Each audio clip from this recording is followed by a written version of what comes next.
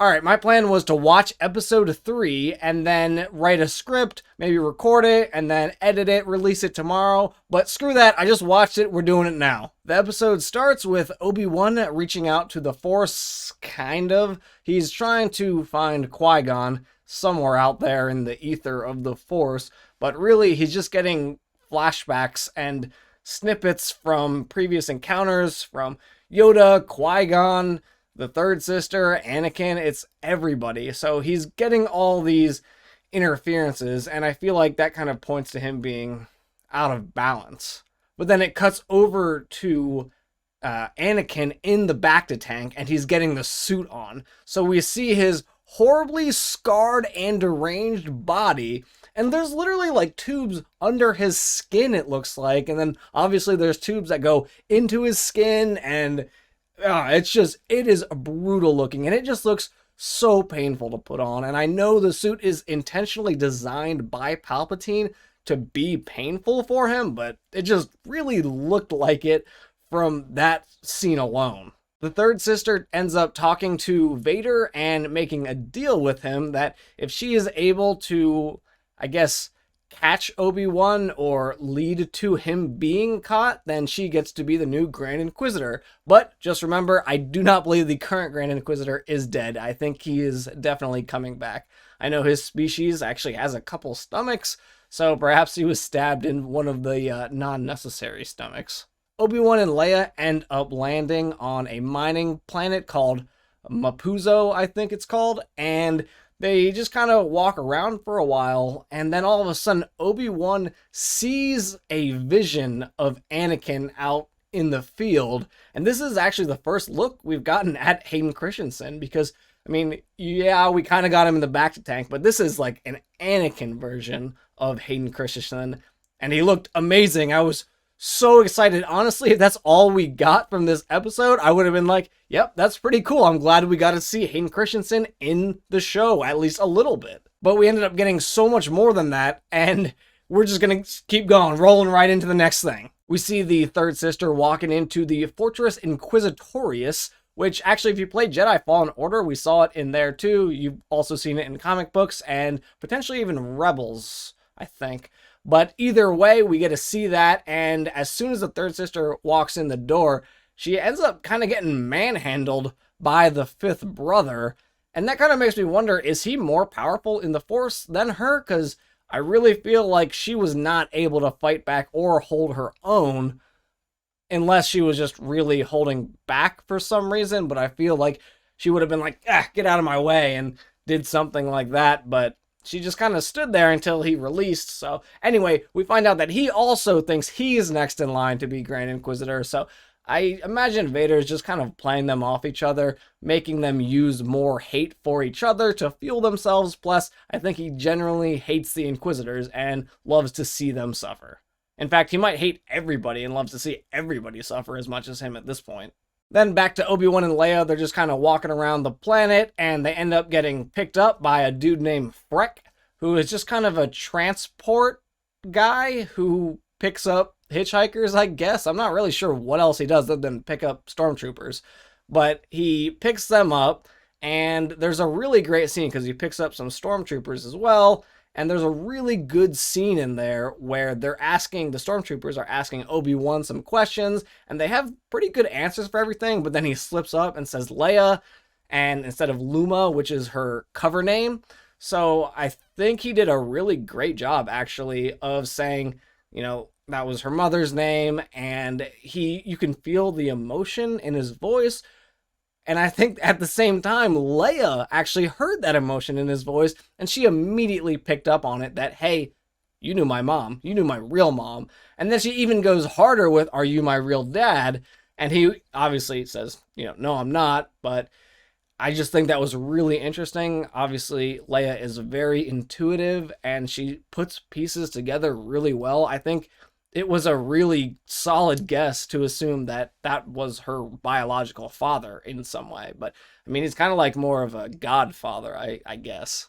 And then I think we get in my opinion, a very large bomb dropped where Obi-Wan talks about the time when he was a child before he was taken to the Jedi Order, which is something he has never talked to in any content that I'm aware of.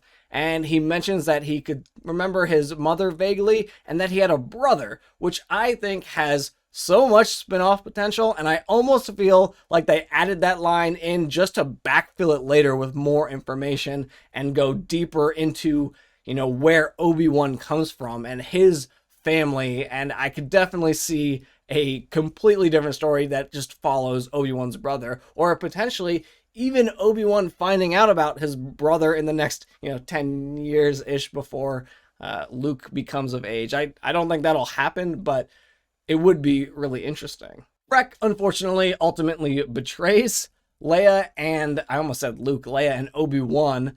And, Obi-Wan, he has one hell of a shot. He might be a little rusty on the lightsaber, but he must be spending all that time practicing with a laser, or a gun, a laser gun, because he was hitting pinpoint accurate shots, even when he was, putting it down to save Leia. He was like, nope, I got you, and it was really good. They also had a scene in there where one of the stormtroopers falls off and lands on the laser barricade and gets cut in half.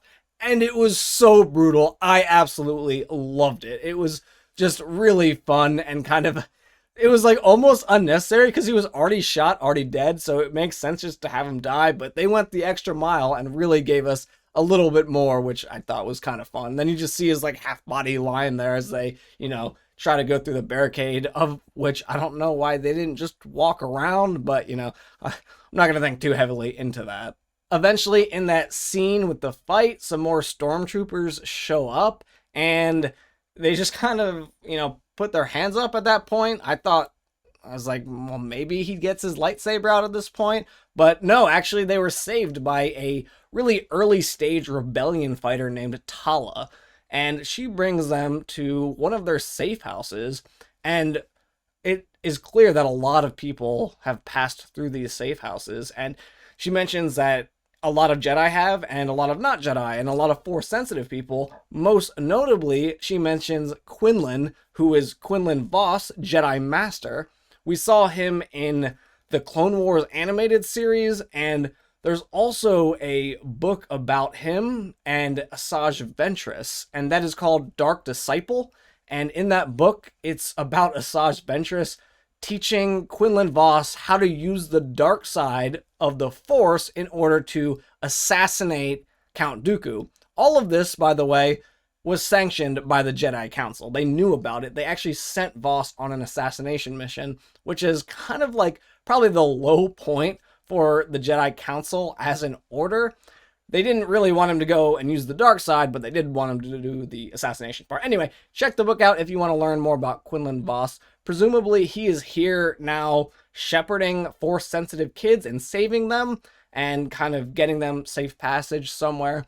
He was always one of the Jedi Knights, or Masters, I should say, one of the Jedi that was rumored to have survived Order 66, and now I think it's basically confirmed. I don't think they'd put his name on the wall there just to have him die off. Oh yeah, he was here 2 months ago, but he's dead now. I feel like if they put his name there and showed that he was part of this secret, network of people, he's probably still alive and trying to help the galaxy in some sort of way. But now we have finally gotten to the part of this episode that I know everybody is dying to talk about, and then Vader shows up. Vader shows up and Obi-Wan just about passes out in that room, and he's like, oh no, this is really bad. He sends Leia and Tala away and says, I have some stuff I've got to do here. And you get this awesome scene, and they don't show you Vader right away. You see his cape, you see his helmet, and you always hear the breathing as he walks by. All the townsfolk are just cowering right now, and as he walks by, he just starts pulling them out left and right, and just snapping necks and force choking people and just throwing them on the ground, and he's just killing everybody that walks by. I know if it was me, as soon as I saw one of those red lightsabers, or if I saw Darth Vader for sure, my ass is running the opposite direction as fast as I can. I don't want to see this. I don't want to hear it. I am gone. But this is one of the most menacing scenes I've ever seen Darth Vader in, really, because he feels like a force of nature. and he's someone that cannot be stopped at all you can do is get out of his way or die. And even if you are out of his way, sometimes you still die just because he has a presence of death with him. And I just think it was directed fantastically. But then it happens. The music fades away. You hear Obi-Wan running. He's panting. He's breathing heavy. He's tired. And you hear a slow lightsaber go off. And all of a sudden, you know, shit's about to go down. This is one of the best directed scenes I feel like I've seen in all of Star Wars altogether.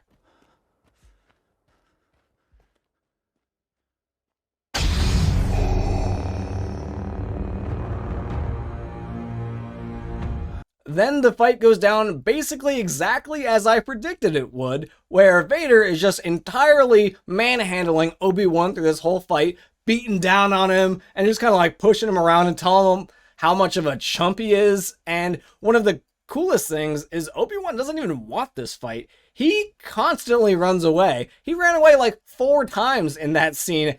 As soon as he saw him, he was like, nope, I'm out. And he ran the other way. And Vader, being the menacing presence that he is, he's just, as soon as Obi-Wan turns around every time, Vader's just standing there or slowly walking towards him. So it's like there's nothing Obi-Wan can do to get away from this fight at this time. He's going to have to do it. And he really only takes out his lightsaber a couple times. He looks scared to use it, to be honest. He is probably scared, and he's really confused for sure. This is the first time he's seen Anakin in the suit, and he asks, he's like, what happened to you? And then Vader just abruptly answers, you did. This is your fault. You did this. But then Vader gets him into a position after they fight for a while where he's essentially just toying with Obi-Wan, and he gets him to a position where he brings him up with the Force, chokes him, throws his lightsaber away, and then lights a fire on the ground and drags him through it. He really wants Obi-Wan to feel the exact kind of pain that he did when he was on Mustafar. And I mean, not even just Mustafar though. I mean, really just all the pain that Anakin feels for everything, how everything went down. He wants Obi-Wan to feel it. So he wants him to suffer and not just die. A lightsaber through the heart is not good enough for Vader at this point. And I know a lot of people might ask, why didn't Vader pursue Obi-Wan after Tala came to the rescue? You know, shot a couple stormtroopers, and then it ignited the whole ground on it. And they just kind of stood there as they watched Obi-Wan get dragged away. So why didn't Vader pursue? And I think the reason for this is that he doesn't believe Obi-Wan has anywhere to go. Vader knows he's on this planet now. The ports are locked down. There's no way he's getting off. And he wants Obi-Wan to suffer. We also saw them round up a bunch of the townspeople before they went to that fight. So it's presumably they're going to use them as bait too, just to try and draw Obi-Wan back out. They're just probably going to start killing him until Obi-Wan shows himself.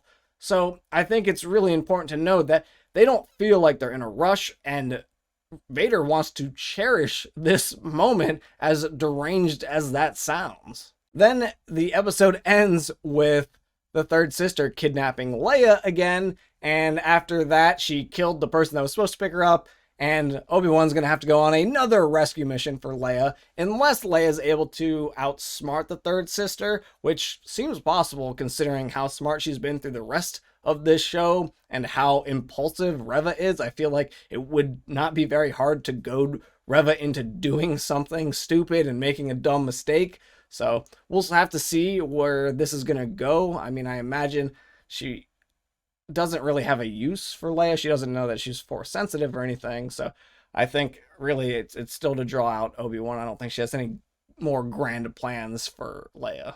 My God, this was an eventful episode. I mean, Obi-Wan revealing that he had a brother is somehow the least important revelation that we had. I mean, we had Inquisitors betraying each other. We saw that, or we assume that Quinlan Boss is out there saving Force-sensitive kids from being killed or experimented on. And then we had Obi-Wan fight Darth Vader and just get completely bodied through the whole experience.